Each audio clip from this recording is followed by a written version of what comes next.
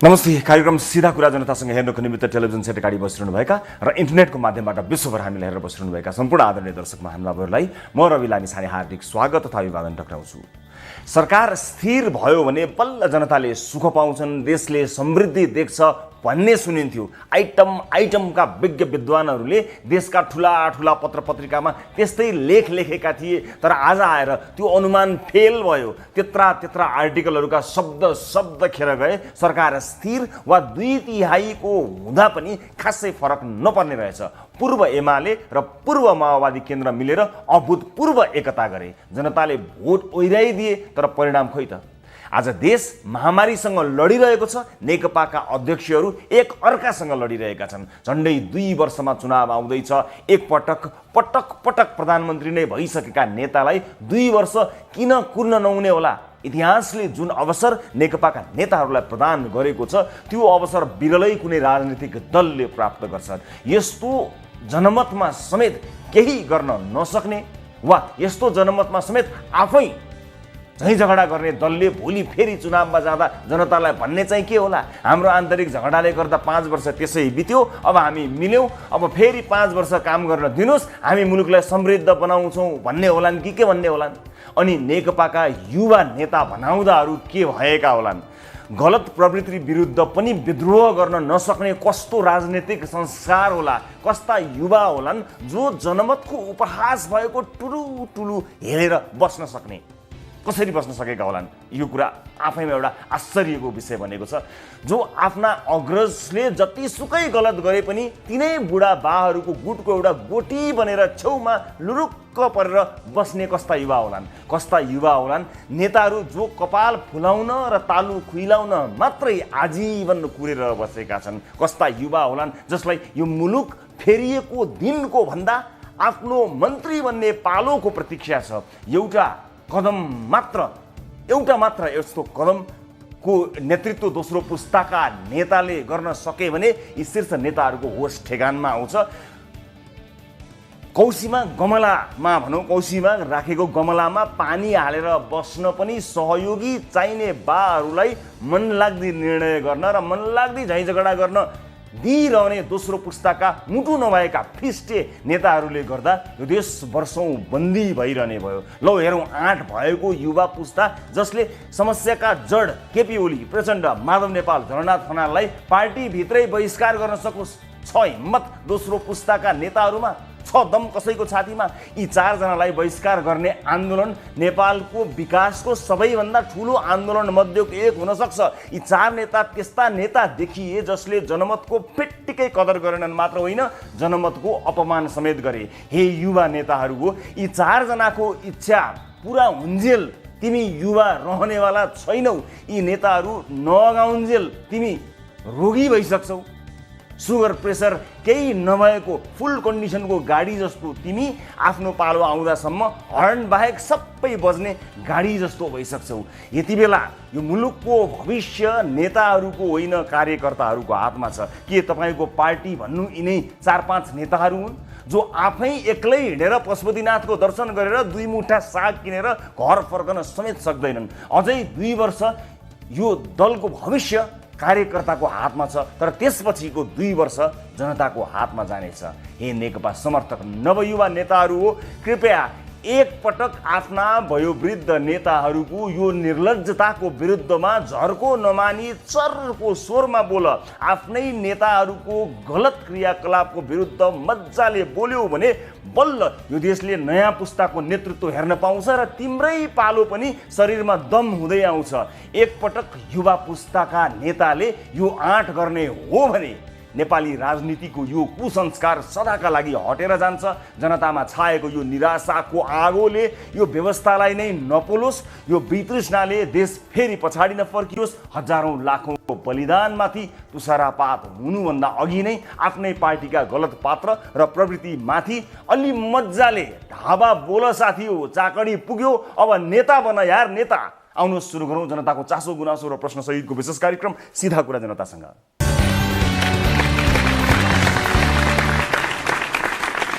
ब्रेकपछि स्वागत छ सम्पूर्ण आदरणीय दर्शक महानुभावहरूलाई कार्यक्रम सीधा कुरा जनतासँगमा।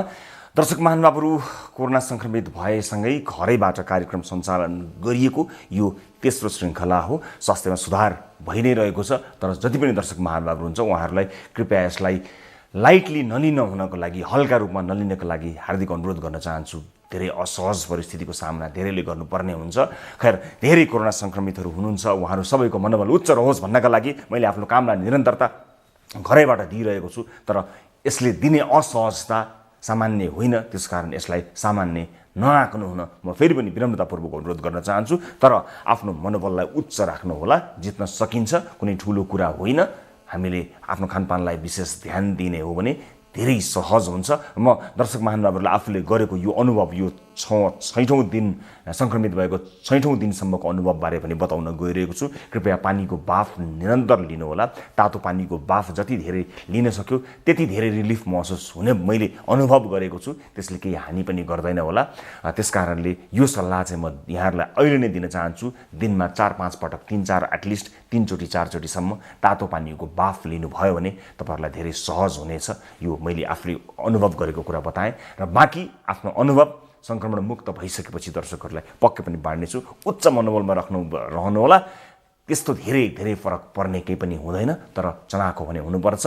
तर जसलाई लागेको छैन उहाँहरूले लाग्न नदिनु सबैभन्दा कल्याणकारी हुन्छ। कृपया सचेत रहनुहोला।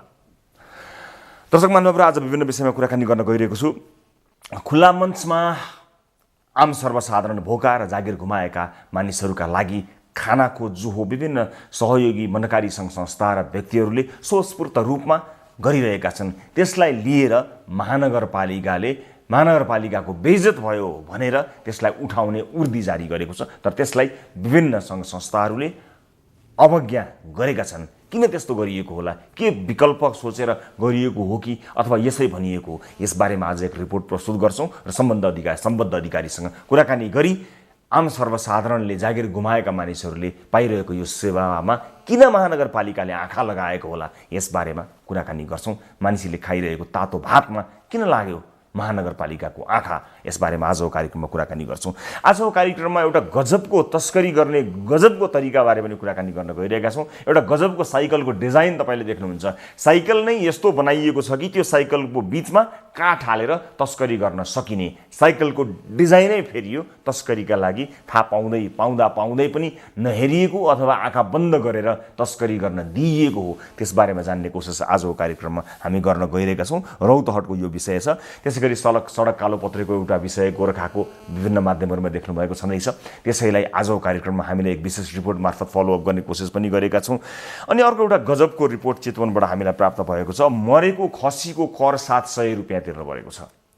बिमा प्रयोजनका लागि खसी मरेको अथवा मृत्यु भएको कागज बनाउनका लागि 700 रुपियाँ तिर्नु पर्ने गरी सिंहदरबार गाउँमा छिरेछ।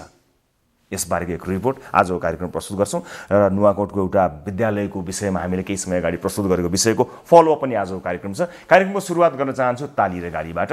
यसअघि हामीले उठाएको विषय नेकपा मिलेको हेर्न चाहनेले तालीमा र फुटेको हेर्न चाहनेले गालीमा भोट गर्नुपर्ने थियो, जसमध्ये नेकपा मिलेको हेर्न चाहन्छौँ भन्दै 30.78% अर्थात् 1395 जनाले तालीमा र फुटेको हेर्न चाहन्छौँ भन्दै 69.22% अर्थात् 3137 जनाले गालीमा भोट गर्नुभएको छ। हामीलाई भोट गर्नेहरूमध्ये धेरैले फुटेको हेर्न चाहनुभएको छ, जुन राम्रो कुरा अवश्य पनि होइन। तर यो सधैँको गनगन र कचकचले गर्दा होला दर्शक महानुभावहरूलाई त्यस्तो लागेको हुन सक्दछ। अब ताली र गालीका लागि आजको विषय यस प्रकार रहेको छ। विपन्न नागरिकलाई खुला मञ्चमा खाना खान रोक लगाउने काठमाडौँ महानगरपालिकाको उर्दीलाई तपाईँ ताली दिनुहुन्छ कि गाली? यस विषयमा भोट गर्न सक्नुहुनेछ। भोट गर्नका लागि हाम्रो पात्रको मोबाइल एप्लिकेसनमा जानुहोला। होम पेजमा रहेको ताली वा गालीमा गई आफूलाई मन लागेको विषयमा क्लिक गरी सार्वजनिक चासोको यस विषयमा आफ्नो मत राख्न सक्नुहुनेछ र भोटिङ सुरु हुन्छ। अब आजको पहिलो विषय यसै सम्बन्धी रहेको छ। महानगरको रोक, कोरोना महामारीमा जुन रोक लगाएको छ महानगरले त्यसै विषयमा छ। कोरोना महामारी सुरु भएसँगै सरकारले गरेका चरणबद्ध लकडाउनको अवधिमा दैनिक ज्याला मजदुरी गरेर छाक टार्नेहरूको गाँस खोसियो।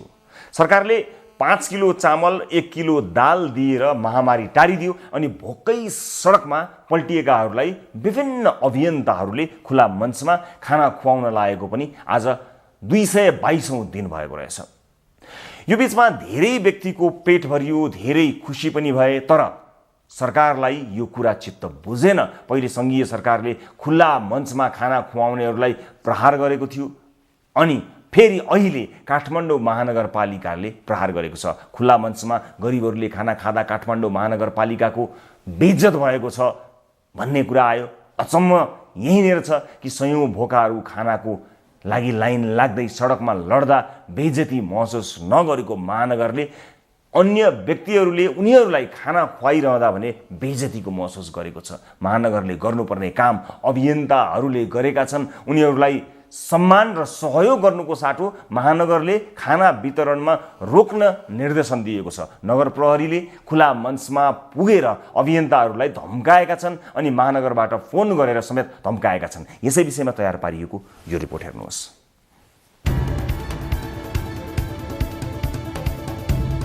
खुला मञ्चमा खाना खुवाउन थालिएको 222औं दिनको दृश्य हो यो।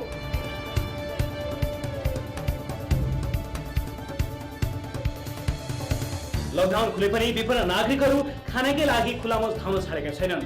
लकडाउन थाका भन्दा केही मानिस घटेको भए पनि वास्तविक समस्यामा परेकाहरू भने अहिले पनि यही ठाउँमा यसरी नै लाइन लागेर खाना खान्छन्, जसरी पहिले लकडाउनको समयमा खाना खान्थे। यसरी खाना खुवाउँदै गर्दा काठमाडौँ महानगरपालिकाका नगर प्रहरीहरूले खुला मञ्च पुगेर अबदेखि खाना खुवाउने काम बन्द गर्नुहोस् भन्दै अभियन्ताहरूलाई यसरी धम्काएका छन्। यो हेर्नुहोस्।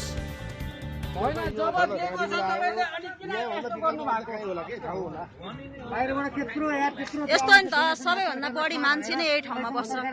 अन्तमा त्यति मात्र होइन, महानगरपालिकाबाट पटक पटक फोन गरेर खुला मञ्चमा खाना खुवाउने काम तत्काल बन्द गर्न दबाब दिइरहेका छन्।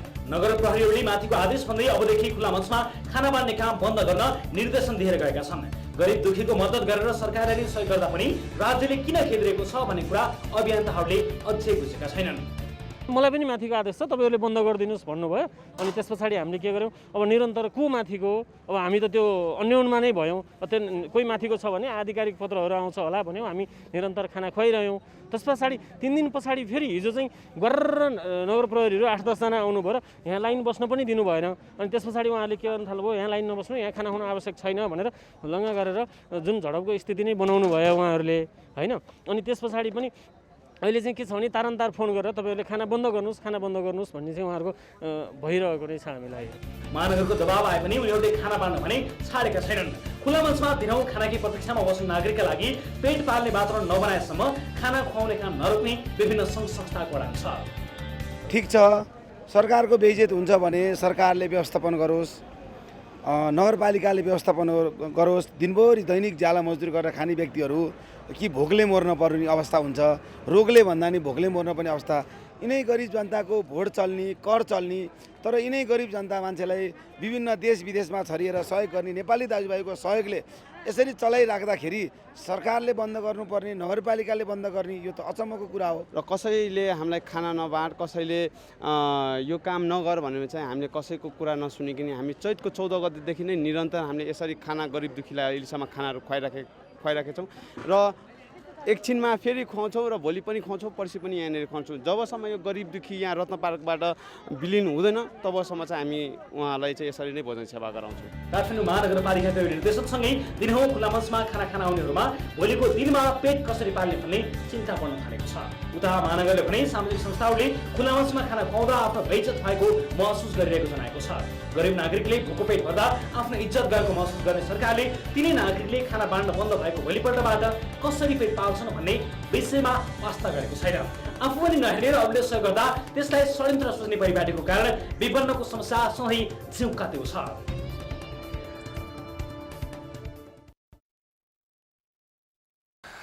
दर्शक महानुभावहरू, यो विषयमा कुराकानी गर्न यतिखेर मैले यहीँबाट टेलिफोन सम्पर्कमा ल्याएको छु।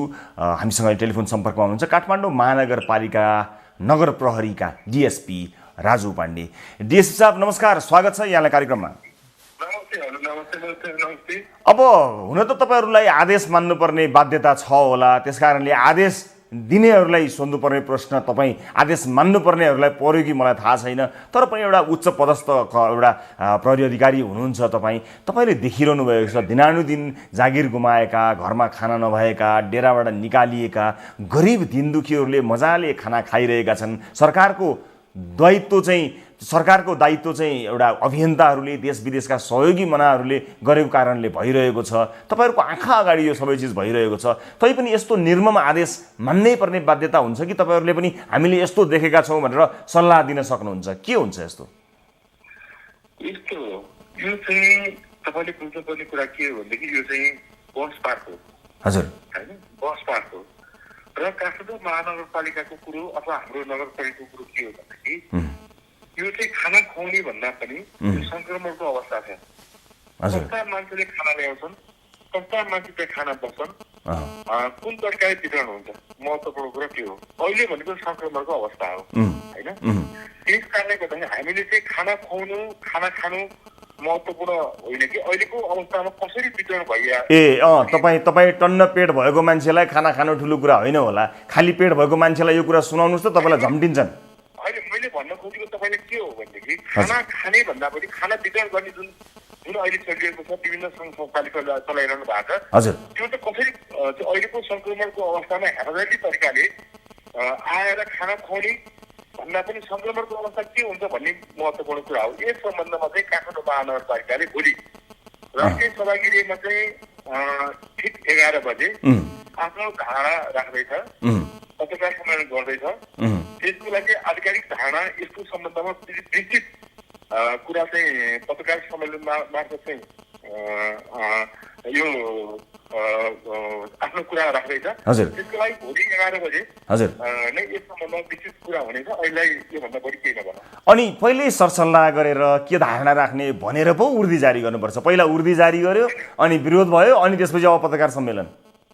अनि यसरी अन्धाधुन्ध तरिकाले विभिन्न संस्थाको नाममा चाहिँ यसरी खाना वितरण गर्दाखेरि चाहिँ सामाजिक दूरी कायम नगरिकन खाना वितरणको नाममा खाना मात्र खाने, तर त्यस्तो बस पार्क हो। बस पार्कको अवस्थामा विभिन्न किसिमको मान्छे आउँछन्।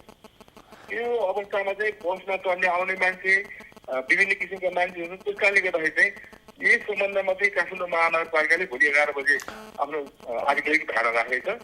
भोलि 11 बजीमा पुग्नु होला, त्यसपछि सबै कुरा खुल्नेछ। त्यही त, तर त्योभन्दा पहिला त तपाईँहरूले यो सबै देख्नु भएको छ नि त, मानिसहरू भोगेका छन्, मानिसहरू सयौँको सङ्ख्यामा सधैँ मान्छेहरू खाइरहेका छन्। विकल्प दिन पनि सकिन्थ्यो नि, एउटा जनतालाई विकल्प दिन सकेको भए मान्छेले वाह क्या गर्यो महानगरपालिकाले भनेर तारिफ गर्थे मान्छेले, किनभने व्यवस्थित गर्यो, अझ सही ठाउँमा लिएर गयो, महामारीलाई पनि मध्यनजर राखेर सामाजिक दूरी सहित खुवायो, अझ भेराइटी नै खुवायो भन्ने हुनु त कहाँ हो कहाँ एकैचोटि उर्दी जारी गर्नुभयो। त्यसपछि अनि अब विरोध हुन थालेपछि अनि बल्ल आउनुभयो। यो तपाईँहरू विशेष गरेर तपाईँहरू त प्रत्येक दिन देखिरहनु भएको छ नि, होइन? आम मान्छेहरू, तपाईँहरूको भनाइ चाहिँ के भोग्न लागेका मान्छेहरू पनि अथवा जो निडी होइनन् उनीहरूले पनि आएर खाए, मान्छेहरू धेरै भए भन्ने फाइन्डिङ हो तपाईँहरूको? अनि बस पार्क जस्तो संवेदनशील ठाउँमा हजुर सङ्घ संस्थाको नामबाट खाना वितरण जुन गरिएको छ, हजुर, त्यो कसरी वितरण गरिएको छ त्यो पनि हेर्न लागेको विषय छ। तपाईँले पनि हेर्नु भएको होला। होइन, सामाजिक दूरी कायम गरिएको छैन, कस्तो तरिकाले चाहिँ बाँडिएको छ। र अर्को कुरा काठमाडौँ महानगरपालिकाले भोका नाङ्गा भएका मान्छे, असहाय मान्छे, वृद्ध मान्छे, त्यस्ता मान्छेलाई मानव सेवा आश्रम मार्फत चाहिँ खाना खुवाइरहेको। कहाँ खुवाइरहेको छ? कहाँ छ त्यो मानव सेवा आश्रममा? कहाँ खुवाउँछ? मार्फत चाहिँ खाना खुवाइरहेको अवस्था छ। कहाँ मलाई त्यो पनि बताइदिनुहोस् न, कहाँ खुवाइरहेको छ? मानव सेवा आश्रमको विषयमा तपाईँलाई जानकारी होला नै, र म तपाईँलाई भन्छु अहिले चाहिँ बस पार्क जस्तो संवेदनशील ठाउँमा चाहिँ हजुर खाना खुवाउने नाममा चाहिँ विभिन्न मान्छेहरू भेला गरेर सामाजिक दूरी समेत कायम नगरिकन जुन गरिएको छ त्यो चाहिँ सामाजिक सुरक्षाको हिसाबले हामीले गरिएको हो, अन्यथा केही होइन। सामाजिक सुरक्षाको हिसाबले हामीले यो गर्न खोजेको। तर यस विषयमा विभिन्न कुरा आइसकेपछि काठमाडौँ महानगरपालिकाले भोलि ठिक 11 बजे राष्ट्रिय सभागृहमा पत्रकार सम्मेलन मार्फत चाहिँ आफ्नो कुराहरू राख्दैछ। त्यो समयलाई कुर्नु होला। भनेपछि अब बस पार्क भन्ने ठाउँ तपाईँहरूलाई बस पार्कमा खुवाएको कारणले समस्या कि खुलामा होइन, त्यो बस पार्क हो। त्यो जे होस् न, खुला ठाउँ छ, त्यहाँ मानिसहरू आवत जावत धेरै हुन्छ। बस मन्दिर लगाएको ठाउँमा यसरी अनावश्यक भेला गरेर खाना खुवाउने कुराले गर्दाखेरि चाहिँ संक्रमण बढ्न सक्छ। त्यसको लागि हामीले प्रिकसन गरिएको हो, खाना खान नदिएको, खाना खुवाउन नदिएको होइन। तर विकल्प के दिनुभयो त? ल भोलि त तपाईँहरूले गर्नु होला, विरोधपछि भोलि गर्नु होला। यो बिचमा तपाईँहरूलाई यो समस्या भएको छ, भिडभाड भयो, भोका पनि छन् मान्छे भन्ने कुरालाई मात्र ध्यानमा गयो कि भिडभाड मात्रै तपाईँलाई ध्यानमा गयो? मानिसहरू विकल्प सहित देख्नुमा होला, तपाईँले देख्नु होला बस पार्क जस्तो संवेदनशील ठाउँमा चाहिँ कस्ता मान्छेको चाहिँ सर बस पार्कको संवेदनशीलता भन्दा मेरो भोकको आगो ठुलो कुरा हो, छोडिदिनुहोस् न त्यस्तो कुरा। त्यसलाई व्यवस्थित गर्ने आइडिया ल्याउनुहोस् न। बस पार्कमा सर्न हुँदैन। तपाईँको मान्छे भेला गरेर चाहिँ खाना खुवाउने ठाउँ होइन त्यो। विभिन्न किसिमका मान्छेहरू त बस पार्कमा आउँछन्। अनि राज्य जागिर गुमाएका भोकोपेट भएका नागरिकलाई खुवाउने दायित्व चाहिँ सरकारको होइन, राज्यको होइन, महानगरपालिकाको होइन? भन्दा पनि सामाजिक सुरक्षाको कुरा आयो नि त अहिले कोभिडको कुराले गर्दाखेरि चाहिँ सामाजिक सुरक्षाको कुरा। अनि त्यति विकल्प दिन सक्ने बुद्धि भएकोमा एउटा पनि मानिस छैन महानगरपालिकामा? त्यसको लागि चाहिँ भोलि ठिक 11 बजे त्यो त मैले बुझेँ, त्यो त तपाईँले भोलि दिँदै हुनुहुन्छ। मैले भनेको यो सामाजिक दूरी पनि कायम गर्दै, अहिलेको भिडभाडलाई पनि कन्ट्रोल गर्दै र भोकाहरूलाई खुवाउने पनि त्यति जाबो व्यवस्थापन गर्न सक्ने बुद्धि भएको एउटा मान्छे पनि छैन भने महानगरपालिकामा। त्यो पो मेरो प्रश्न त। तपाईँले के भनेदेखि कसैले खाना खुवाउन चाहन्छ भने हजुर त्यस्ता व्यक्तिहरूले, त्यस्ता संस्थाहरूले चाहिँ पार्टीले आफ्नो व्यक्तिगत प्रयोग गरेर खुवाएको हो नि त। बस पार्क जस्तो संवेदनशील ठाउँमा चाहिँ किन चाहिँ ल्याउनु पर्यो? अनि तपाईँहरूले त्यसको विकल्प कहाँ ठाउँहरू दिइदिनु पर्ला? त्यहीँ पनि त मान्छेलाई पाएक पर्ने ठाउँ चाहियो नि। भोकोपेटमा मान्छे कहाँ गल्ली गल्ली पार्टी प्यालेस खोज्दै हिँड्छ सर? विकल्प दिनु पर्यो नि त। समय छुट्याउनु पर्ला, तालिका छुट्याउनु सकिन्छ। स्वास्थ्य मापदण्ड पुरा गर्न पर्ने विविध कुरा छन् नि त कोभिडको हिसाबले। त्यो सहित गर्न सकिन्छ भने सर, त्यो सहित गर्न सकिन्छ नि। स्वास्थ्य मापदण्ड पनि पुरा गर्न सकिन्छ, गरिबको पेट पनि भर्न सकिन्छ, सामाजिक दूरी पनि कायम गर्न सकिन्छ, सबै गर्न सकिन्छ। तर उर्दी जारी गरेर खुवाउन पाइँदैन भन्नु भएन? हजुर त्यहाँ कस्ता किसिमका मान्छे बसेका छन्? बस पार्क जस्तो संवेदनशील ठाउँमा चाहिँ बस गुड्ने ठाउँमा चाहिँ तपाईँको चाहिँ अब तपाईँले यो बस पार्कलाई बडा संवेदनशील भन्नुभयो। के संवेदनशीलता छ सर यो बस पार्कमा? बडा तपाईँले 5 चोटि जति भन्नुभयो संवेदनशील भन्नुभयो। यात्रुहरू जम्मा हुने ठाउँ होइन त्यो हो। अनि यात्रुहरू जम्मा हुने ठाउँमा तपाईँहरूले के मापदण्ड पालना गर्नु भएको छ र यात्रुहरू जम्मा हुने ठाउँमा? खाना खुवाउने ठाउँ हो त त्यो। त्यही त के मापदण्ड पुरा गर्नु भएको छ र खाना खुवाएका कारणले त्यो मापदण्ड सिद्धियो? तपाईँहरूले यात्रुहरूका लागि केही मापदण्ड बनाउनु भएको छ बस पार्कमा? होइन, यात्रुहरूलाई सबैले चाहिँ अहिलेको अवस्थामा सबैले यात्रुहरूले पालना गर्नुपर्ने कुरा सबैलाई भनिएकै छ, सबैलाई थाहा नै छ। ल भनिदिएको भरमा हुन्छ। के पालना गर्नु भएको छ र के त्यहाँ के?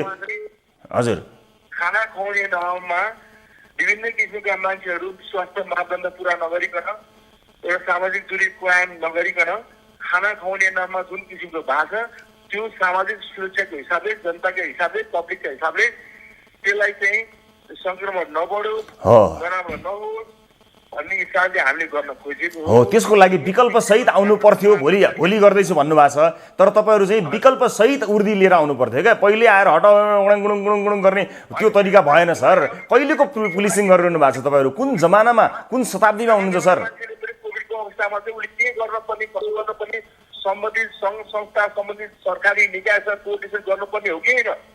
अब त्यो त तपाईँहरूले खुवाइदिनु भएको भए, तपाईँहरूले सरकार राज्यले हेरिदिएको भए कसलाई रहर थियो र आफ्नो पेट काटेर विदेशमा भएका नेपालीहरूले आफ्नो पसिनाको कमाई पठाएका छन्। आफ्नो तरिका जे मलाई के गर्न दिन्छ, अहिले सरकारको निर्देशन छैन, स्वास्थ्य मापदण्ड छैन, सुरक्षा मापदण्ड छैन, त्यो पुरा गर्नु पर्दैन। अनि त्यो खाना खुवाएको कुराले गर्दाखेरि पहिला पेट भर्ने महत्त्वपूर्ण। पहिला पेट सर, पहिला पेट। भोको पेटले केही सोच्न सक्दैन। पहिला पेटको आगो भरिएपछि अनि मनको आगो भरिन्छ। तपाईँले भन्नुभएको कुरा सेकेन्डरी हो। भोका मान्छेलाई मापदण्डहरू पुरा गर्नुपर्छ, आफ्नो ठाउँमा छ, तर तपाईँहरू विकल्प सहित आउनुपर्छ। उर्दी सहित होइन, विकल्प सहित आउनुहोस् सर, विकल्प सहित। हजुर किन आउँदैन? त्यसकारण त विकल्प सहित उर्दी लिएर लौरो लिएर नआउनुहोस् भने सर। मैले लौरो लिएर होइन, उर्दी लिएर होइन, विकल्प सहित आउनुहोस्। अब भोलि तपाईँहरूले केही नयाँ आइडिया लिएर आउँदै हुनुहुन्छ। अब त्यसो भए मानिसहरू भोकै रहनु त पर्दैन नि? होइन, भोलि हाम्रो 11 बजे चाहिँ आधिकारिक धारणा हुँदैछ। हस्, त्यो तपाईँहरूको आधिकारिक धारणा हेर्नेछौँ। तर म फेरि पनि तपाईँलाई भोलिको तयारी तपाईँहरू गर्दै हुनुहुन्छ होला। यो उर्दीभन्दा अगाडि नै विकल्पहरू सोच्न सकिन्थ्यो। स्वास्थ्य मापदण्डहरूलाई पुरा गर्दै भोका पेटहरूलाई पनि भर्ने काम गर्न सकिन्थ्यो। त्यो भएन, त्यसमा तपाईँहरू चुक्नुभयो। आशा गर्छौँ भोलि तपाईँहरूले दिने विकल्पले आम सर्वसाधारणलाई हजुर भन्दा पनि खाना खुवाउने नाममा जुन किसिमको अन्धाधुन्ध तरिकाले जुन खाना खुवाउने नाममा जुन किसिमको भिडभाड भएको त्यस्तो गर्नु ठिक छ, त्यही त्यसको विकल्प निकाल्नु पर्यो। त्यसको विकल्प तपाईँहरूले निकाल्ने हो, बन्द गर्ने भन्दा विकल्प निकालिदिनु पर्यो। विकल्प त विकल्प भनेको चाहिँ अहिलेको अवस्था कोभिडको अवस्थामा चाहिँ संक्रमण कसरी बढ्न नदिने, संक्रमण के कारणले हुनसक्छ, अनावश्यक तरिकाले भिडभाड गर्ने, व्यवस्था जस्तो संवेदनशील ठाउँलाई चाहिँ खुला मञ्च भनेर चाहिँ खुला मञ्च देखाएर चाहिँ मान्छे भिडभाड गर्ने, खाना खुवाउने, चोरहरू घरेर आउने, घरेर जाने, मान्छे भिडभाड गर्ने, त्यहाँ कस्ता किसिमका मान्छे बस्छन्, कसरी कुरिरहेको हुन्छ हो, त्यसको जेएसबी साहब त्यसको विकल्प छ। त्यसको विकल्प तपाईँले भने जस्तो स्वास्थ्य मापदण्ड पनि पुरागानी गर्न सकिन्छ। त्यसको विकल्प भनेको सामाजिक दूरी पनि कायम गर्न सकिन्छ। साथसाथै मानिसहरूलाई भोका मानिसहरूलाई खुवाउन पनि सकिन्छ। त्यसको विकल्प छ। राज्यले त्यस्तो प्लान गर्ने हो। अभियन्ताहरूले त मानिसहरूलाई भोको देखे, आफू दिनरात खटे, खाना बनाए, खुवाए, सबै कुरा सामाजिक अभियन्ताहरूले जान्दछन् भन्ने छैन। नीति निर्माताहरूले वस्तुस्थितिलाई हेरेर त्यसलाई मध्यनजर राखेर यी सबै कुराहरू मान्छे त्यो सर्प पनि मरोस् लौरो पनि नमाचियोस् भन्ने हो। राज्यका निकायहरूसँग समन्वय गर्नुपर्छ। कुनै पनि सङ्घ संस्थाले काम गर्दाखेरि, कुनै पनि काम गर्दाखेरि सम्बन्धित सरकारी निकायसँग समन्वय गर्नुपर्छ। ठिक छ, त्यो नगरिकन आफ्नो तरिकाले मनोमानी तरिकाले खाना खुवाउने नाममा जुन किसिमको भएको छ त्यो चाहिँ हामीलाई भन्दा पनि यो सामाजिक दूरी कायम गरौँ, स्वास्थ्य मापदण्ड पुरा गरौँ, अन्धाधुन्ध तरिकाले जुन किसिमको जुन खाना खुवाउने नाममा जुन किसिमको यो कम्पिटिसन चलेको छ यसको अन्त्य हुनुपर्छ र व्यवस्थित तरिकाले चल्नुपर्छ।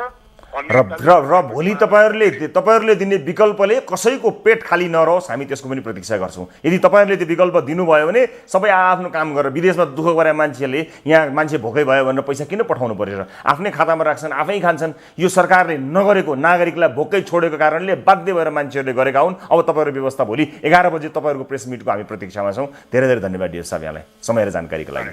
हस्, धेरै धेरै धन्यवाद। दर्शक महानुभावहरू, भोका मानिसहरूको लाइन, लस्कर सँगसँगै कोभिड महामारीमा हामीले लामो समयदेखि यस विषयको फलोअप पनि गर्दै पनि आएका हौँ र अहिले हालसालै महानगरपालिकाले जारी गरेको यो उर्दी र त्यसलाई अवज्ञा गर्ने सामाजिक अभियन्ताहरू र केही राजनीतिक दलहरूले पनि घोषणा गरिसकेका छन्।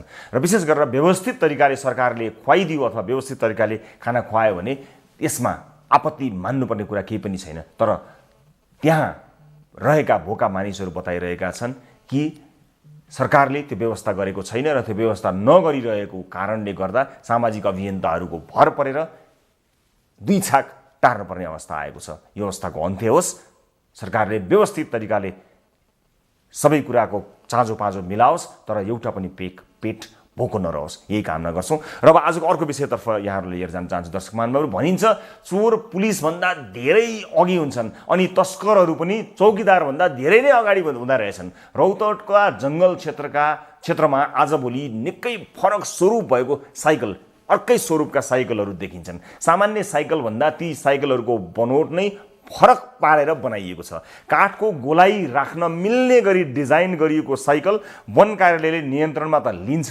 तर विडम्बना ती साइकल चालकहरू भने वन कार्यालयले भेटाउँदैन वा नभेट्याए जस्तो गर्दछ भनौँ।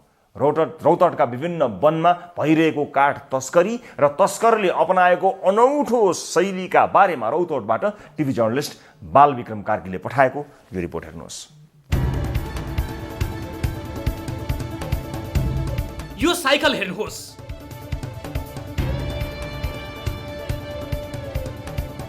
नयाँ डिजाइनको यो साइकलमा न साइकल फेल्न पाइदल छ न ब्रेक। अझ अचम्म लाग्दो त काठको गोलाइ अनुसार नै डन्डी बनाइएको छ अनि सामान ओसार्ने रिक्सामा परेको नै टायर परि गरिएको छ। काठको गोलिया सर्लक्क पसोस् भन्नको लागि यो बिचको भाग जुन त्रिभुज आकारको हुन्छ साइकलको त्यो हटाएर यसलाई सर्कुलर आकारको बनाइएको छ। यसरी वेल्डिङ गरेर भने यसको चक्कामा चाहिँ पुरै रिक्साको चक्का प्रयोग भएको छ, जसले तस्करी गर्न सजिलो होस् भनेर यसमा रिक्साको चक्का प्रयोग गरेको छ। र रोहतड जिल्लाका विभिन्न वनहरूमा तस्करहरूले तस्करी गर्न सजिलो होस् भन्ने उद्देश्यले यस्ता साइकलहरूको प्रयोग व्यापक रूपमा भएको पाइन्छ।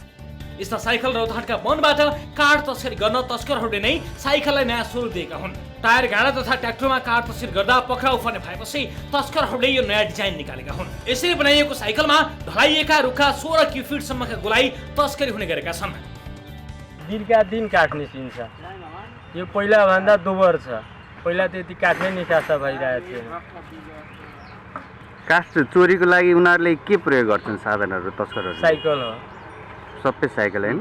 पहिले फोल्डिङवाला टायरहरू आउँथ्यो तस्करहरूले लिएर, अब अहिले साइकल नै यस्तो फोल्डिङवाला बनाएको छ सजिलो होस् भनेर काठ चोर्नुलाई।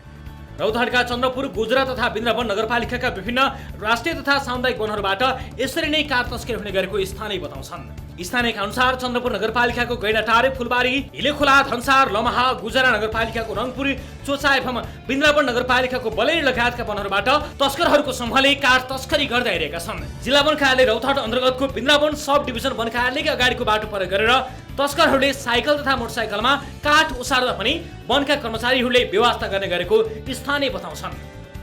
पाँचवटा मोटरसाइकलमा छौवटा खणी, त्यतिखेर मैले बनलाई फोन गरेको, छोडिदिनुहोस् न गाउँकै मान्छे हो भनेर। साइकलमा अगाडि उनीहरू के अरे त्यो 3-4 बजीतिर घुम्न गएको पुलतिर, अनि पछाडिबाट काठ निस्किन्छ, साइकलको 4वटा साइकल निस्किरहेको छ। अनि बिहानैमा बोलाएर भनेको के हो यो काठ तपाईँहरू अगाडि पछाडिबाट काठ, खोइ मैले हेरेको छैन भनेर भनिरहेको थियो यो स्टाफहरूले, यहाँको बलिरको स्टाफहरूले। स्टाफसँग छोड बस्ने, भलादमीले भन्दाखेरि भर भलादमीले भन्दाखेरि कुरै नसुन्ने, के हो यो जङ्गल त खालि वन स्टाफको र तस्करको त होइन नि, जङ्गल त हामी सबैजनाको छ।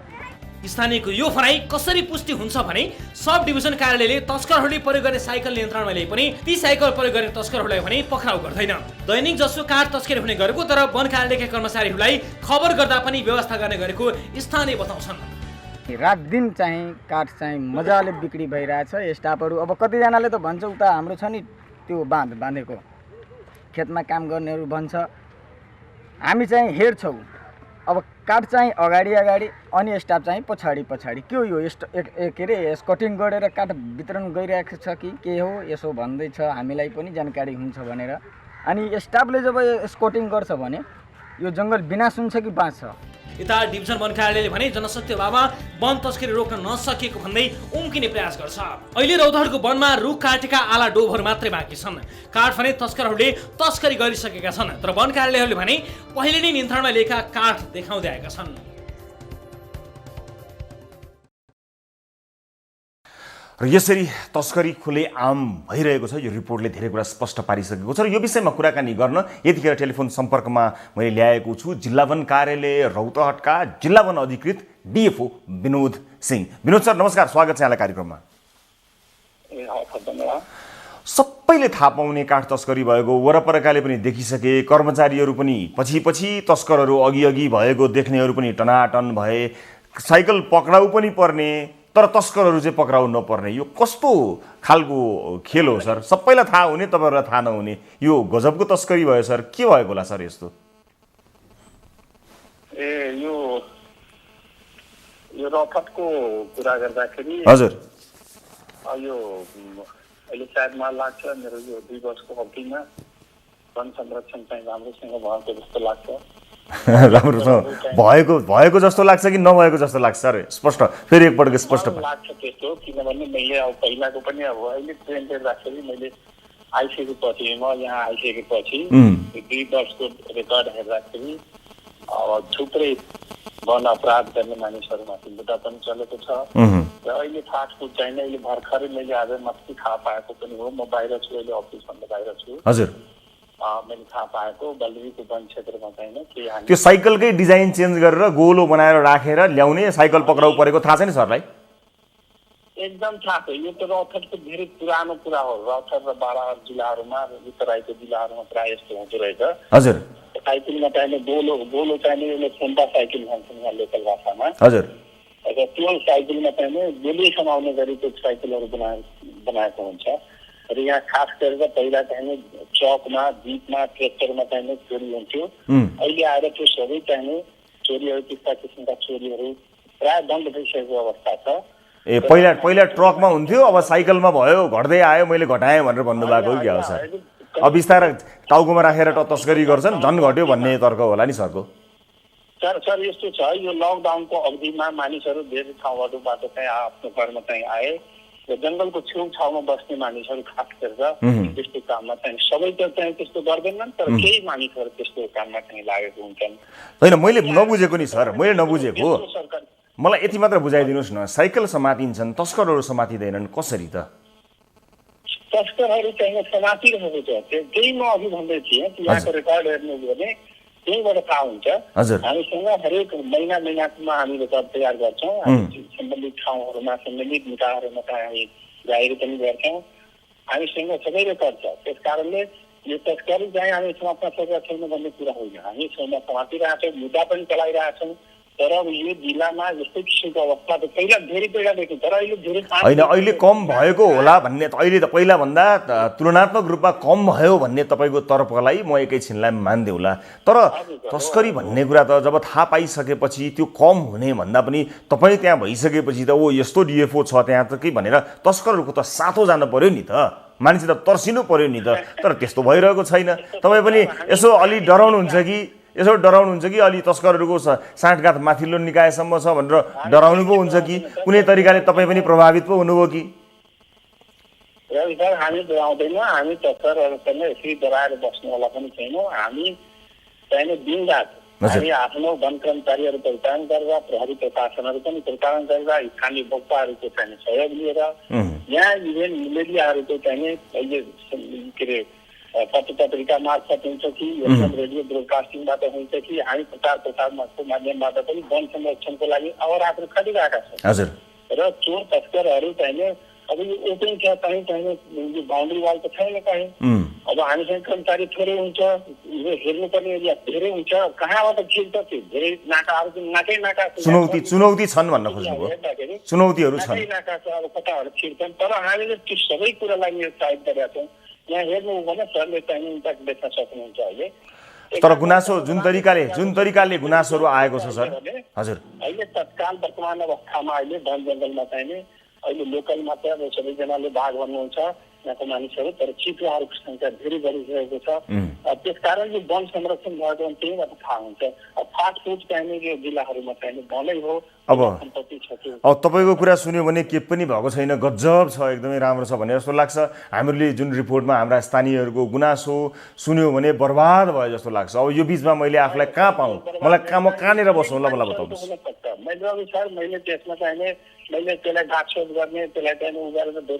होइन, तपाईँको एउटा सर मैले कुरा काटेँ, मलाई क्षमा गर्नु होला। तपाईँलाई म्यान पावर पुगेको छैन, हामीले कोसिस गर्दै सकिरहेको छैन, तस्करी बढी नै रहेको छ, तर लिमिटेड मान्छेहरू छन्। त्यसले गर्दा हामीलाई अझै सहयोग चाहिएको छ, प्रदेश सरकारबाट, केन्द्र सरकारबाट सहयोग चाहिएको छ, अझै गर्नुपर्ने धेरै छ भन्ने कुरा एउटा हुन्छ, तर खासै छैन, कन्ट्रोलमा छ भन्नु फेरि अर्को कुरा हो है सर। कहाँ चाहिँ त्यो रिपोर्टिङ हुन सक्छ, केही मानिसहरू हुन्छ के त्यस्तो थोरै, त्यो कम्युनिटीमा पनि केही मानिस मात्रै हुन्छ त्यस्तो चाहिँ अपराध, तिनीहरूले गर्दा त्यस्तो किसिमको कुराहरू आउँछन्। अहिले पनि यदि वास्तविक कुरा गर्दाखेरि मैले अहिले भर्खरै मैले सुनेँ, त काठमाडौँ थिएँ, मैले सुने त्यहाँ चाहिँ केही मानिसहरू फुलफल गतिविधि गर्ने मानिसहरू जान्छन्, वनको जहाँ अफिस सब डिभिजन छ, वन जङ्गल क्षेत्रमा हुन्छ, गाउँ बस्ती पनि हुन्छ, त्यही चाहिँ अब काठ माग्न जाने, धुलिया माग्न जाने, अब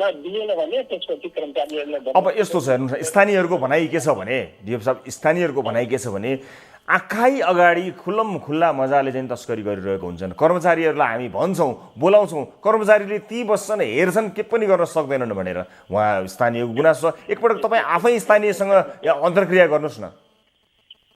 त्यस्तो काम गर्दै पनि केही गरेन भन्ने पनि मलाई त्यस्तो लाग्दैन, त्यस्तो अवस्थै छैन यहाँ। ठिक छ, त्यस्तो गुनासो छ, तपाईँले यो रिपोर्ट पनि हेर्नु होला र स्थानीयसँग समन्वय पनि एकपटक गर्नु होला र अन्तर्क्रिया पनि गर्नु होला, फिल्ड भिजिटमा आफै जानु होला। एकदम समन्वयकारीमा अघि पनि भनिहालेँ, हामी सबैसँग समन्वय गरेर प्रचारको माध्यमबाट हुन्छ कि मुद्दा चलाएर हुन्छ कि हामी त्यो तस्करहरूलाई चाहिँ निरुत्साहित गर्दैछौँ। हस्, तपाईँको र मेरो यो कुराकानी सुनेर जो चिन्ता अभिव्यक्त गर्नुहुने स्थानीय जो हुनुहुन्छ उहाँहरू नहाँस्नु, नहाँसुन्, कसैलाई हाँसो नउठोस्। तपाईँले कन्ट्रोलमा छौँ हामी भनिरहँदाखेरि कसैको हाँसो घरमा टिभी हेरिरहेको मान्छेहरूलाई हाँसो छुट्ने चुट्किला सुनाए जस्तो चाहिँ नहोस्। यति मात्र म तपाईँलाई भन्न चाहन्छु। समय र जानकारीको लागि सर यहाँलाई धेरै धेरै धन्यवाद। मैले भनिहालेँ एकदम फेयर काम गर्नुपर्छ, हामी हाम्रो इमेज सफा आउनुपर्छ। हस्, यहाँलाई धेरै धेरै धन्यवाद सर समय र जानकारीको लागि। धेरै धन्यवाद। दर्शक महानुभावहरू, वनका विषयलाई लिएर धेरै रिपोर्टहरू आइरहेका हुन्छन् निरन्तर रूपमा र हामीले कार्यक्रममा समय मिल्दासम्म र हामीलाई रिपोर्ट प्राप्त भएसम्म निरन्तर रूपमा वनफडानी जङ्गलमा भएका विभिन्न किसिमका तस्करीहरूको रिपोर्ट निरन्तर प्रस्तुत गर्दै आइरहेका छौँ।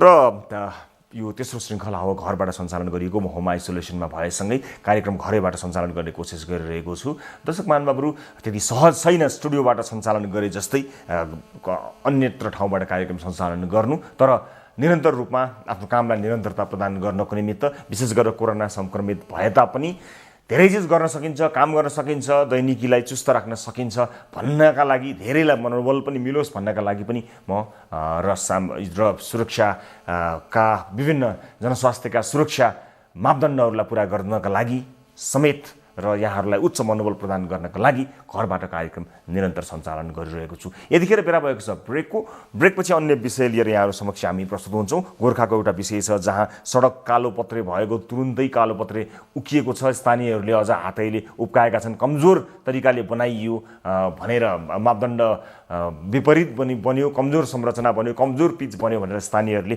हातैले उकाइदिएको गोर्खाको एउटा रिपोर्ट आजको कार्यक्रममा छ। र अर्को महत्त्वपूर्ण कुरा, मरेको खसीको पनि 700 रुपियाँ कर तिर्नु पर्यो। कस्तो कर होला यो, कहाँ पुग्यो होला?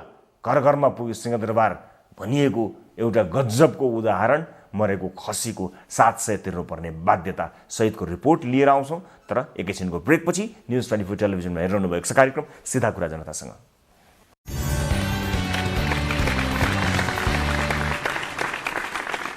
ब्रेकपछि स्वागत छ सम्पूर्ण आदरणीय दर्शक महानुभावलाई कार्यक्रम सिधा कुरा जनतासँगमा। दर्शक महानुभावहरू, कोरोना सङ्क्रमित भएसँगै घरबाट कार्यक्रम सञ्चालन गरिरहेको छु र घरबाट कार्यक्रम सञ्चालन गरिएको यो तेस्रो श्रृङ्खला हो र सम्पूर्ण जति पनि होम आइसोलेसनमा रहनुभएको छ अथवा कोरोना सङ्क्रमित भएर बसिरहनु भएको छ अस्पतालमा या घरमा, उहाँहरू सबैलाई उच्च मनोबल राख्नको लागि अनुरोध गर्न चाहन्छु म। हामीले धेरै चिजहरू उच्च मनोबलका कारणले गर्न सक्दछौँ र मेरो अहिलेसम्मको अनुभवमा निरन्तर रूपमा तातो पानीको बाफ लिनु अत्यन्त लाभदायक हुने पाएको छु र धेरै अन्य सङ्क्रमण मुक्त भएकाहरूको अनुभव पनि त्यस्तै रहेको छ। यस बीचमा धेरै सङ्क्रमण भएका मानिसहरूले सल्लाह सुझावहरू दिइरहेका छन् र विभिन्न माध्यमबाट विभिन्न स्रोतबाट सूचनाहरू आउँछन्। ती सबै सूचनाहरू मानेर, ती सबै उपायहरू मानेर साध्य त चल्दैन, तर आफूलाई विश्वास लाग्ने विश्वसनीय जनस्वास्थ्य प्रतिनिधिसँग सम्पर्क गर्नुहोला। म यहाँहरूलाई यही अनुरोध पनि गर्न चाहन्छु र म सङ्क्रमण मुक्त भइसकेपछि के कस्ता उपायहरू अवलम्बन गरियो, कसको सल्लाह र सुझावहरू माने भन्ने बारे पक्कै पनि जानकारी गराउने कोसिस गर्नेछु। अब आजलाई पनि अर्को रिपोर्टतर्फ यहाँलाई लिएर जान चाहन्छु। दर्शक महानुभावहरू, जनता जागरुक हुने हो भने पनि पूर्वाधार विकास हुने धेरै लापरवाही, त्यसमा हुने धेरै लापरवाहीहरू कम गर्न सकिन्छ। भइरहेको काम कसरी भइरहेको छ, गुणस्तरीय सामग्री प्रयोग भएको छ कि छैन, काम दिगो भएको छ कि छैन भन्ने जस्ता सामान्य आँखैले पनि देख्न सकिने विषयमा स्थानीयले चासो दिने, अनुगमन गर्ने हो भने त्यसको प्रभाव राम्रो हुन सक्दछ। त्यसैले त गोर्खा 10 का स्थानीयले आफ्नो गाउँमा भइरहेको कालोपत्रे सामान्य तरिकाले हिँड्दा नै उब्किन थालेपछि गुणस्तरहीन भएको भन्दै उब्काइदिएका नै छन् अनि पुनः गुणस्तरीय ढङ्गले काम गर्न चेतावनी समेत दिएका छन्। गोर्खाबाट टिभी जर्नलिस्ट मोहसिन अली मियाले पठाएको यो रिपोर्ट हेर्नुहोस्।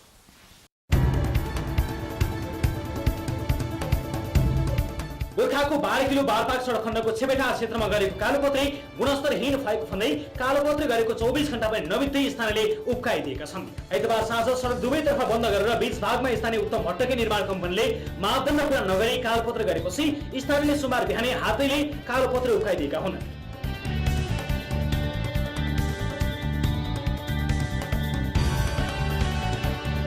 गोर्खा नगरपालिका वडा नम्बर 10 मा पर्ने सो सडक खण्डमा गोर्खा एप्रोप्रिएट प्रायरले कमर्सियल कालोपत्र गरेको स्थानीयको आरोप छ। धुलो उडाउँदाखेरि माथिको उडाए तलतिरको चाहिँ सेट भइसकेको थिएन, अनि त्यसमै प्राइम गरेर अनि त्यसपछि भिटामिन हालेर उनीहरूले पिच गर्दाखेरि यो तल चाहिँ धुलो भयो, अनि माथि चाहिँ तपाईँको अलकत्राहरू माथिको चाहिँ पुरै सेट भयो। माल अब सबै बराबर छ, क्वालिटी ठिक छ।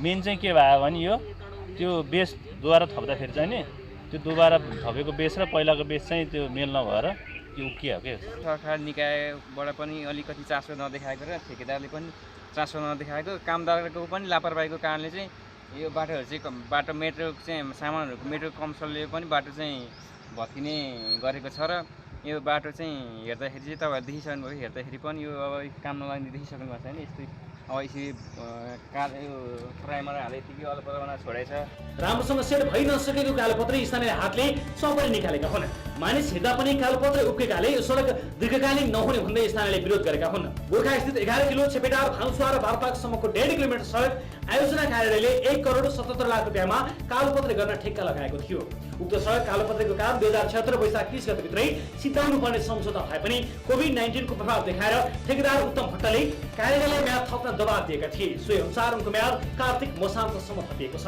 कार्तिक 16 गते पहिलो पटक कालोपत्रेको काम सुरु भएको थियो धुलो राम्रोसँग सफा नगरेको र तापक्रम समेत विचार नगर्दा कमर्सियल काम भएको ठेकेदार कम्पनी गोर्खा एप्रोप्रिएटका इन्जिनियर अभिजित कोइराला स्वीकार छन् रोलिङ गर्दाखेरि रोलिङ यो सेट पनि भइसकेको छैन सर हैन पहिलो कुरो सेट नभइसक्यो अनि दोस्रो कुरा चाहिँ रोलिङ गर्दाखेरि चाहिँ चोरियो क्या रोलिङ गर्दाखेरि अलिक ग्रेड पनि धेरै छ ओह्रालो छ त्यो भएर यति कामका लागि नै खुलेको आयोजना कार्यालयले भने अब सच्याउन लगाउने बताउँछ स्थानीय गुनासोले गर्दाखेरि हामीले त्यो पिचलाई पुनः भत्काएर तपाईँले फेरिबाट पिच गरिदिनुहोस् भन्ने कुरा हामीले उहाँले पत्रचार पनि गरिसक्यौँ र आज हामी आफै बसेर मैले चाहिँ त्यहाँ लगभग 50 मिटर जति पिच जेसिबी लगाएर हामीले उक्काइसक्यौँ र पुनः अर्को नयाँ तरिकाले त्यसले पिच गरिन्छ लकडाउन अघि नै काम सम्पन्न गरे गरी तयारी गरिएको सडकमा अहिले राम्रोसँग धुलो सफा नगरी टाइम हालेकाले सेट नभएको विज्ञहरू बताउँछन् कामको गति हेर्दा थप भएको म्यादमा पनि काम सम्पन्न नहुने पक्का जस्तै छ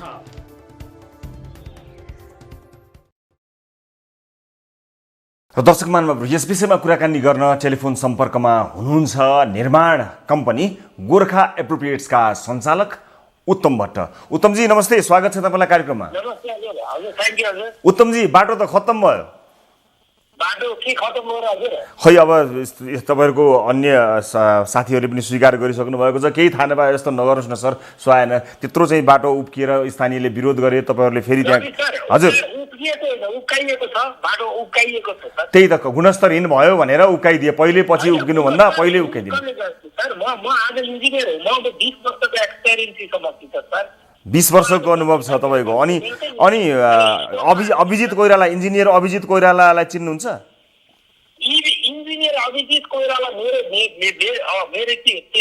साइडको इन्जिनियर उहाँले पनि त त्यसलाई स्वीकार गर्नुभयो नि त उहाँको चाहिँ कति वर्षको अनुभव छ त हामी निर्माणाधीनमा जियोलोजी इन्जिनियरिङ जियोलोजी हो जियोलोजीमा तपाईँ हजुरको के छ भने मेसिन गाडी घोडा छ रवि सर म आग्रहपूर्वक भन्न चाहन्छु प्लिज भन्नुहोस् म तपाईँलाई भोलि नै बोलाउन चाहन्छु मेरो पिच काट्न चाहन्छु म हिजो बेलुका आइसकेको छु म एउटा इन्जिनियर पनि हो म आग्रहपूर्वक भन्न चाहन्छु म जनतासँग उपस्थित भएर म कथागारामा दिन चाहन्छु म आजको दिनमा सबै मान्छेलाई यो गाइड गर्न चाहन्छु म जस्टिफाई गर्न चाहन्छु मसँग एक्सपिरियन्स त उक्काइएको छ रातैभरिको एउटा षड्यन्त्रको बिचमा उक्काइएको छ त्यो त उकाइयो भनेकै छ नि स्थानीयले कमजोर भएका कारणले उकाइयो भनेकै छन् नि तपाईँले भन्नै पर्छ ठुलो अनुसन्धान गरेर भने जसरी नभन्नुहोस् न उकाएकै हुन् नि थाहा छ नि किन उकायो भने गुणस्तरहीन भयो त्यस कारणले उकाइयो भनेर भनिएको स्पेसिफिकेसन हुन्छ रवि सर म आग्रहपूर्वक तपाईँलाई भन्न चाहन्छु भोलि नै म तपाईँलाई फिल्डमा बोलाउन चाहन्छु मेरो पिच काट्न चाहन्छु म सबै कुरा जस्टिफाई गर्न चाहन्छु मेरो ल्याब रिपोर्टहरू म उपस्थित गराउन चाहन्छु म एउटा इन्जिनियर हुँ म सामान्य कन्ट्राक्टर मात्रै होइन म इन्जिनियर मैले बुझेँ सर तपाईँ जति नै ठुलो इन्जिनियर तपाईँले भन्नुभयो तापनि सडक आयोजना कार्यालयले के भन्यो तपाईँले सुन्नुभयो सडक आयोजना कार्यालयलाई मैले अहिले भर्खर कुरा गरेको छु मैले हिजो मात्रै कुरा गरेँ मैले सडक आयोजना कार्यालयलाई म अहिले भन्न चाहन्छु म चुनौतीपूर्वक दिन चाहन्छु म सडक आयोजना कार्यालय हजुरलाई पनि म भोलि बोलाउन चाहन्छु म जस्टिफाई गर्न चाहन्छु मैले गरेको कुनै पनि कामको जस्टिफाई म गर्न चाहन्छु सर आजको दिनमा तर यो ठिक छ मलाई बोलाउनु परेन सर तपाईँको कामको गुणस्तरीय काम गर्नुहोस् त्यसको राम्रो डेलिभरी दिनुहोस् किन आउनु म अहिले चाहेर पनि आउन सक्दिनँ हेर्नुहोस् म कोरोना सङ्क्रमित भएर घरैबाट कार्यक्रम चलाइरहेको छु हाम्रो प्रतिनिधि हुनुहुन्छ हामी पठाउँछौँ हाम्रो प्रतिनिधि हुनुहुन्छ सर हाम्रो प्रतिनिधि हुनुहुन्छ म आज फिल्डमा छु, म आजै आछु। मेरो हिजो त्यो समाचार जुन अपोलो कल्पित ढङ्गबाट रातभरि केही मान्छेहरूले मसँग केही चिजहरू डिमान्ड गरेका चिजमा त्यो उकाइएको छ, त्यो धनाधम त्यो भिडियो चाहन्छ, त्यहाँ भिडियोहरू छन्। होइन उकाइ, मेरो एउटा कुरा सर सुन्नु है सर, कार्पेटिङमा जबरजस्त 7 दिन वर्ल्ड वाइड विश्वव्यापी नियम म आग्रहपूर्वक भन्न चाहन्छु। विश्वव्यापी नियम तपाईँले इन्जिनियरिङ नर्म्समा हेर्नु भने 7 डेजमा त्यसको त्यो तपाईँको सेटिङ पिरियड हुन्छ। त्यसलाई चाहिँ हामी चाहिँ ट्राफिक उहरू चाहिँ युजर्समा पठाउन सकिन्छ। अब के कारणले कसले गुणस्तरीय हिँड्नु भन्यो त? त्यसो भए हिजो 6 बजे हालेको बेलुकाको पिच तपाईँको बिहान 6 बजे चाहिँ उकाइएको छ। यो कतिसम्म कपाल कल्पित छ? रवि सर आफै जाँछु, आम जनताले जान्छन् र म तर मैले ल त्यो ठिक छ, तपाईँले हुनै परिहाल्यो, त्यो तपाईँ जिम्मेवार हुनै पर्छ, त्यसमा त कुनै शङ्का भएन। तर मलाई यति कुरा बताइदिनुहोस् न, यो तपाईँकै भनौँ न यो गोर्खा एप्रोप्रिएट्स प्रणालीका एक इन्जिनियर अभिजित कोइरालाले पनि सर्टेन ठाउँमा रोलरको के समस्या आएको हो भनेर उनले स्वीकार गरिसके। त्यसपछि आएर तपाईँको राजेश कुमार यादवजी जो निमित्त कार्यालय प्रमुख हुनुहुन्छ सडक आयोजना कार्यालय, उहाँले पनि त्यसमा केही कैफियत देखाउनु भएको छ। तर तपाईँ भने मान्नुहुन्न, तपाईँको कम्पनीले पनि मानिरहेको छ, सडक आयोजना कार्यालय पनि मानेको छ, आफै कन्ट्राडिक्ट गरिरहनु भएको छ तपाईँहरू। तर म के भन्छु, रोलरको म निर्माणाधीन पिरियडमा छु, मेरो निर्माणाधीन पिरियड हो। मैले सडक कसैलाई बुझाएको होइन। मेरो भत्काइएको पिस, मैले भत्किएको पिस देखाउनु पर्छ, भत्काइएको पिस देखाउनु हुन्न। मान्छेले बिना तानेर गरेर 7 दिनको पिरियड 6 दिनको पिरियड छ। म रवि लामिछानेज्यूलाई म आग्रहपूर्वक भन्न चाहन्छु, म आग्रहपूर्वक जनता समक्ष पुर्याइदिनु होला यो कुरा। म तपाईँलाई बोलाउन चाहन्छु, म आजको दिनमा म भन्न चाहन्छु, आम मान्छे आम जनताको पक्षमा अगाडि म राख्न चाहन्छु कि तर आज यति षड्यन्त्रमूलक सर तपाईँ त नेतै हुनुपर्ने मान्छे हुनुहुँदो रहेछ, भाषण चाहिँ तगडा गर्नु हुँदो रहेछ सर। यो त भाषण धेरै भयो सर, टेक्निकल मान्छे यस्तो भाषणबाजीतिर लाग्नुभन्दा के भएको ठ्याक्क ठ्याक ठ्याक ठ्याक आग्रह गर्न चाहन्छु। म तपाईँको पक्षधर मान्छे हो, तर मलाई एउटा कुरा के लाग्यो भने आजको यो दिन यहाँ छेडमा तपाईँले भिडियो हेर्न सक्नुहुन्छ, पिच भर्खर सेटिङ पिरियड हो। आज मैले सिमेन्ट आज मैले सेट गरेँ भने त्यो सिमेन्ट 14 दिनपछि गाडी कुद्नुपर्छ सर त्यसमा। अनि के भएर के कारणले तपाईँप्रति के दुश्मनी, बाटो बनेकोमा के कसलाई दुश्मनी भएछ? मैले 12 घण्टा अगाडि हालेको पिच त बिहान 6 बज्दा नबज्दै त्यहाँ मान्छेले आएर उक्काएर एकाध मान्छेले डिजाइनमा त्यो गरिएको छ। अब यस्तो छ, सुन्नुहोस् है सर एकछिन है त, धुलो राम्रोसँग सफा नगरेको र तापक्रम समेत विचार नगर्दा कमसल काम भएको कारणले गर्दाखेरि यो त फेरि बिचिन्छ भने यो चाहिँ यसलाई राम्रोसँग गर्नुपर्छ भनेर मान्छेहरूले उकाएको। एकछिन न सर, एकैछिन धैर्य गर्नुहोस् न सर। मेरो पिचको डिस्टेन्स भनेको 500 मिटरको डिस्टेन्समा छ आजको पिचको हामीले राख्ने ठाउँमा। म यसको कुरा गर्छु। म आज तपाईँ भोलि आएर हेर्नु भने म त फोटोग्राफी छ, म राख्छु, मसँग छ। म तपाईँलाई म यही आग्रह गर्न चाहन्छु, मेरो 500 मिटरको डिस्टेन्समा टेम्परेचर हामीसँग मापन। अब तपाईँकै कम्पनीको मान्छेले तपाईँकै सहकर्मी साथीले एक्सेप्ट गरेको कुरा पनि एक्सेप्ट गर्न कति गाह्रो हो र? अलिकति कमजोर भएको रहेछ म बनाउँछु भने त भइगयो नि, किन त्यत्रो इगो लिनु पर्यो सर? हुन्छ नि सर, जति वर्षको एक्सपिरियन्स भए पनि कमी कमजोरी सबैबाट हुन्छन् सर। सर एकछिन सुन्नुहोस् न, म आग्रहपूर्वक भन्न चाहन्छु 2 सेन्टिमिटर थिकनेसको पिच हो मेरो डिजाइनिङ स्पेसिफिकेसन। मलाई 4 सेन्टिमिटर हाल भनेर दबाब कसैले गर्यो भने म हाले किन हालेँ सर? अब त्यो त तपाईँ अभिजितजीलाई सोधि हेर्नुहोस् न, उहाँले त कमजोरी भयो भनेर भन्नुभएको छ। किन के कमजोरी भयो भने अभिजितजीलाई सोध्नुहोस् न तपाईँले। म एउटा कुरा भन्न चाहन्छु, मेरो पिच मैले गरेको पिच अहिले पनि यहाँ जिउँदल छ, आजको दिनमा पनि छ। त्यो पिच काटेर हेरियोस्, त्यो पिचको त्यसको सबै कुरा मापन गरियोस्।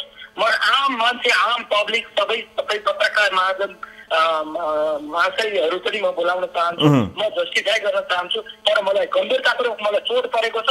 म आज गम्भीरतापूर्वक म धेरै निर्माण क्षेत्रमा अलि रिभोल्युसन चाहने मान्छे पनि हो, तर मलाई अलिक गम्भीरतापूर्वक आज ठुलो षड्यन्त्रका बावजुद यो ढङ्गले प्रयत्न गरिएको छ।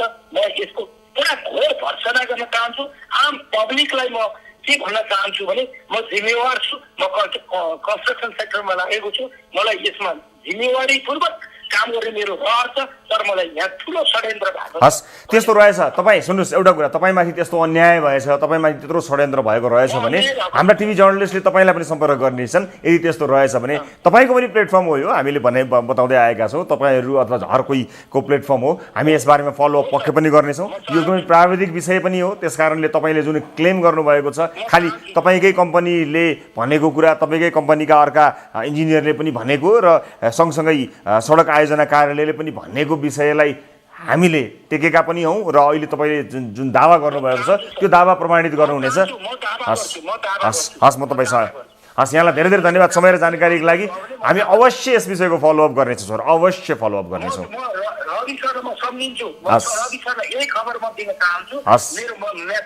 हामी अवश्य फलोअप गर्नेछौँ, हामी बिर्सिने छैनौँ। धेरै धेरै धन्यवाद सर समय र जानकारीको लागि। हस्, थ्याङ्क यू, धेरै धेरै धन्यवाद।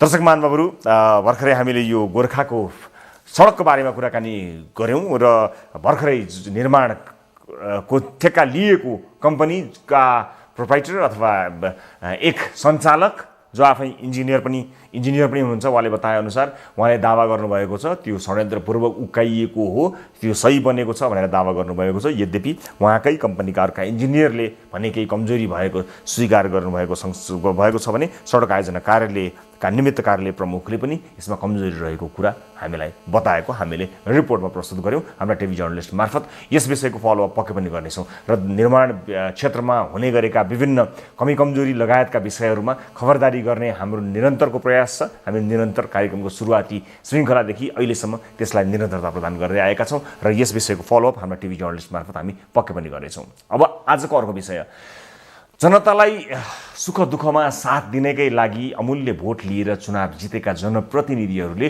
अहिले आफ्नो हस्ताक्षर गरेर दिनुपर्ने सिफारिस, मात्र एउटा सिफारिसका लागि विभिन्न शीर्षक राखेर रकम लिने गरेका छन्।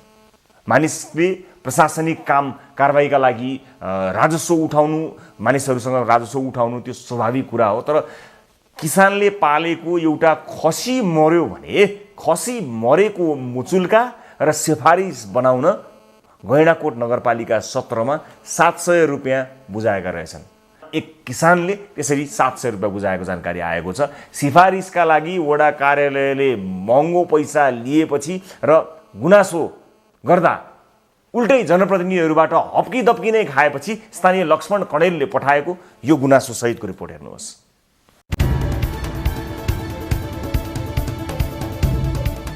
सामान्य किसानले पनि घरमा पालेका खसी बोकाको मृत्यु भएमा मृत्यु भएको प्रमाणित गर्न समेत वडा कार्यालयमा पैसा तिर्नुपर्छ। गैँडाकोट नगरपालिका 17 का लक्ष्मण कणेलको घरमा पालिएको खसी बिरामी भएर मरेपछि त्यसको मुचुल्का र प्रमाणितका लागि उनले 700 रुपियाँ वडा कार्यालयमा बुझाउनु परेको छ। खसी बाख्राको चाहिँ तपाईँको बिमा सुरक्षित छ। बिमा सुरक्षित भइसकेपछि मैले चाहिँ त्यो मुचुल्का उठाउनु पर्ने रहेछ, वडाको चाहिँ सिफारिस चाहिने रहेछ। म वडा कार्यालयमा पुगेँ, मेरो गैँडाकोट नगरपालिका वडा नम्बर 17 मा पुगेँ। वडा नम्बर 17 मा पुगिसकेपछि मैले मुचुल्का उठाएँ अथवा त्यो प्रमाणित गरेको चाहिँ सिफारिस लिनुको लागि मैले 700 रुपियाँ तिर्नु पर्यो। त्यो 700 रुपियाँ तिर्दाखेरि मलाई अलिकति चाहिँ नमजा लाग्यो कि खसीको बिमा गरिएको र बिमा दाबीका लागि मृत्यु भएको मुचुल्का वडा कार्यालयबाट प्रमाणित गर्नुपर्ने रहेछ। त्यसैका लागि वडा कार्यालय पुगेका उनले मुचुल्का गरेको 500 र प्रमाणित गरेको 200 रुपियाँ बुझाएका छन्। मलाई राज्यले चाहिँ 700 रुपियाँ मैले राज्यलाई कर तिर्न राजस्व तिर्नको लागि एउटा प्रमाणित सिफारिसको लागि चाहिँ 700 रुपियाँ बुझाउनको लागि मलाई राज्यले चाहिँ कति सुविधा दिएको छ त चाहिँ। पछिल्लो समय किसानहरूको पुँजी सुरक्षाका लागि बिमा कार्यक्रम लागू भएका छन्, तर किसानको अमूल्य भोट लिएर निर्वाचित भएका जनप्रतिनिधिले विभिन्न शीर्षक र भाडामा भने हस्ताक्षर गरे बापत शुल्क लिन थालेको गुनासो किसानहरूले गर्न थालेका छन्।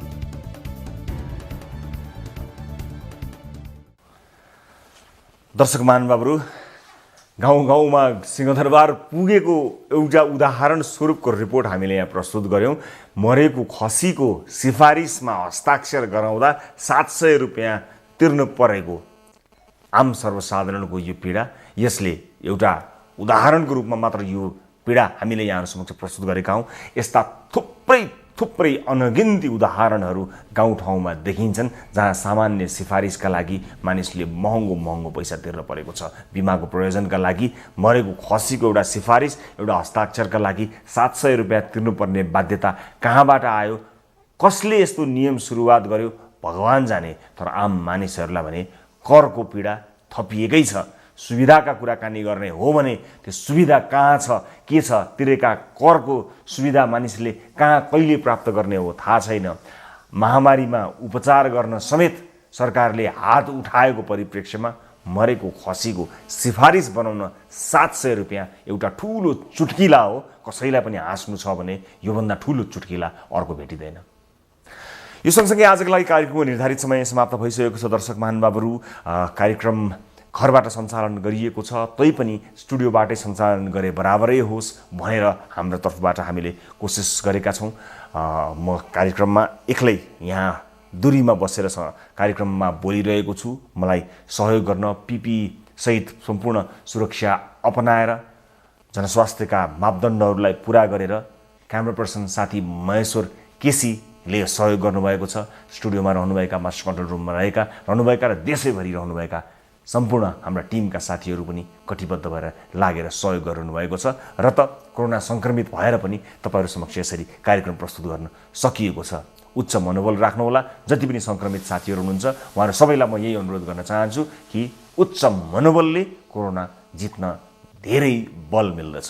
थप न्युजका लागि हाम्रो वेबसाइट www.news24nepal.com मा जानुहोला। साथै हामीलाई फेसबुक, ट्विटर र युट्युबमा पनि फलो गर्न सक्नुहुनेछ। कार्यक्रम सिधा कुरा जनतासँगको आजको श्रृङ्खलाबाट होम आइसोलेसनबाट दशौँलाई जोडेर नमस्ते, रवि लामिछानेको।